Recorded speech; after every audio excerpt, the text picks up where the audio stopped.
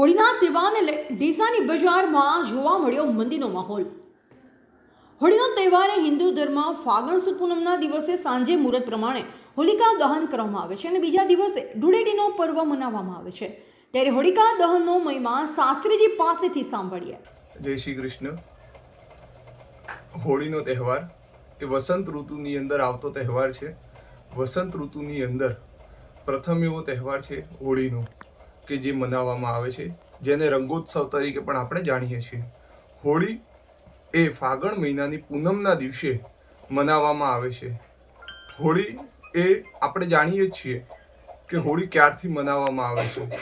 હોળી એ ભક્ત પ્રહલાદને ભગવાનની ભક્તિથી દૂર કરવા માટે કરી અને હિરણ્ય કશ્યપુએ એક રચના કરી અને એમની બહેન હોળિકાને વરદાન હતું કે અગ્નિની અંદર એ બેસી જાય તો એને અગ્નિ કંઈ કરી ન શકે। એના માટે ભક્ત પ્રહલાદને મારી નાખવા અને પોતે જ મહાન છે, પોતે જ સર્વશ્રેષ્ઠ છે અને ભગવાનથી પણ પોતે ઉપર છે એવું દર્શાવવા માટે કરી અને હોળિકાનો સહારો લઈ અને ભક્ત પ્રહલાદને એ હોળીની અંદર બેસાડી દીધો।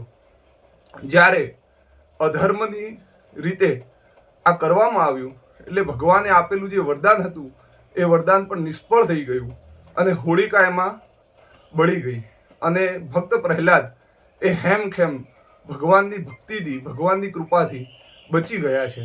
આ હોળીનો મહિમા એવો છે કે જે અધર્મ ઉપર ધર્મનો વિજય છે।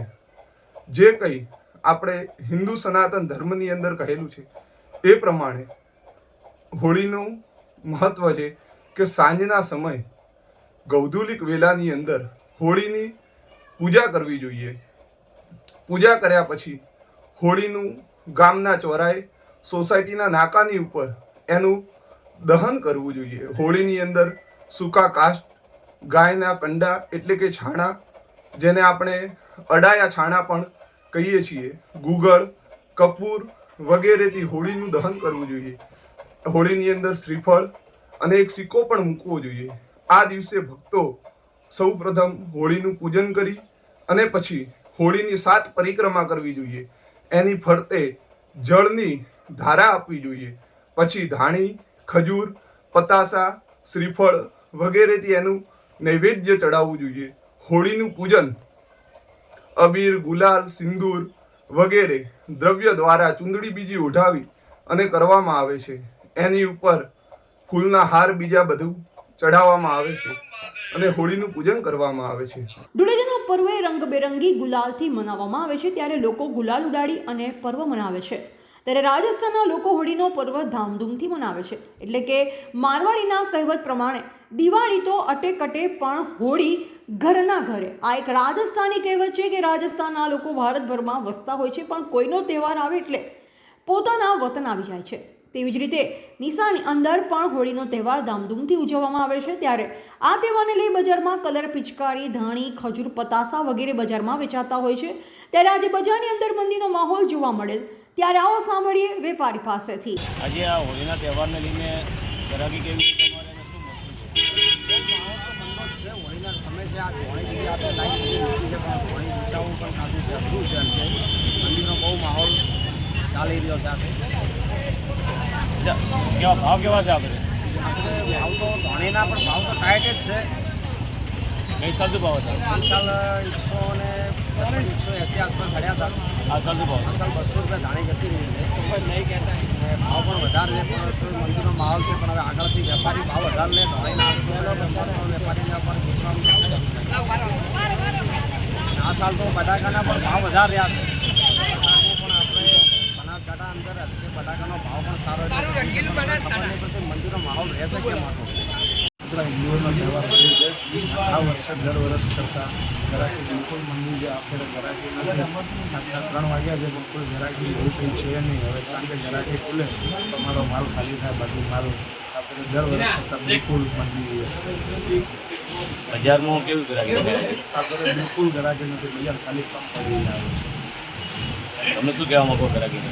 ઘરાકી હવે સાંજે ખુલે તો અમારે માલ બધો ખાલી થાય, બાકી તો આપણે બહુ તકલીફ થઈ બનાસકાંઠા જિલ્લામાં ખરેખર આજે ડીસાનું ખરેખર ઠંડીના પિચકારી પાણી ખજૂર આડા પત્તા ખરેખર ડીસાનું સુનસાન રોડ પડ્યો પણ વેપારીઓને આજે ખરેખર ધંધાની લાગણી માટે મુશ્કેલીઓમાં આવી ગયા છે અને મંદીનો મૂળ જોવા ડીસા શહેરમાં આજે ખરેખર તારીખ 25/3/2024ના રોજે આ ગાંધીજીના લેખરા 4 રસ્તા સુધી ખરેખર જોવા પબ્લિક મળતી નથી. વેપારી પણ આજે ખરેખર મુશ્કેલીના ધંધામાં પણ હોળી જેવો તહેવાર ખરેખર હોળીનો દિવસ છે પણ હોળી જેવો લાગતો નથી. વિજયકુમાર ઘનશ્યામદાસ ભાઈ શ્રી ડીસા. હોળીના તહેવારને લઈને ડીસાની અંદર જે ઉલ્લાસની જોવા મળે છે એ આજે નથી જોવા મળી રહ્યો અને આજે હોળીના તહેવારને હોળીના દિવસે પણ મંદિરનો માહોલ જોવા દેખાઈ રહ્યો છે. ડીસાની અંદર પ્રત્યેક બજાર હોવા છતાં આજે બજાર ખાલી જોવા મળી રહી છે. એમને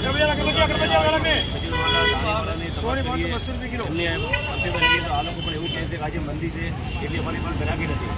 તો ચલો આપણે સાંભળીએ શું કહેવા માગે છે આ હોળીના તહેવારને જઈ રીતે તમે શું કહેવા માગો છો? ખૂબ જ મંદિર જોવા મળે છે. બજારમાં બજાર સુનસાન થયું છે. કોઈ ઘરાકી જેવો માહોલ નથી. જાણે શું કારણ કે પબ્લિક જાણે તહેવાર આવતા હોય તહેવારોને ભૂલી ગઈ છે કે શું એ ખ્યાલ નથી આવતો કે આપણા તહેવારો પબ્લિક ભૂલી ગઈ છે. એના કારણે બજારમાં ક્યાંકને ક્યાંક મંદિર દેખાઈ રહી છે. અચ્છા આ હોળીમાં આ ટાઈપનું કોઈ બટાકાની મંદિર શું છે? બટાકામાં આ સાલ જોવા જઈએ તો એકંદરે તેજીનો માહોલ છે પણ છતાં પણ બજારમાં મંદી છે. એ હવે આગળ શું થાય? લગ્નની સિઝન પણ આવી રહી છે તો આ વખતે લગ્નની સિઝન આવી રહી છે પણ જે રીતે ભૂદેવો કહી રહ્યા છે કે આ વખતે ખાલી ચોથા મહિનામાં એટલે કે એપ્રિલમાં જ લગ્ન છે. વૈશાખ અને જેઠમાં લગ્ન ઓછા છે છતાં પણ આપણે મંદી બજાર બહુ છે. તો લગ્નની મોસમને લઈને બજારમાં કેવો ગરમાવો છે? બજારમાં કર્માવો બહુ જ જોઈએ પણ કદાચ પછી બજાર ખુલે એવી આશા રાખી રહ્યા છીએ. એવા અમૃત માળી સંબંધ ભારત ન્યૂઝ ડીસા બનાસકાંઠા.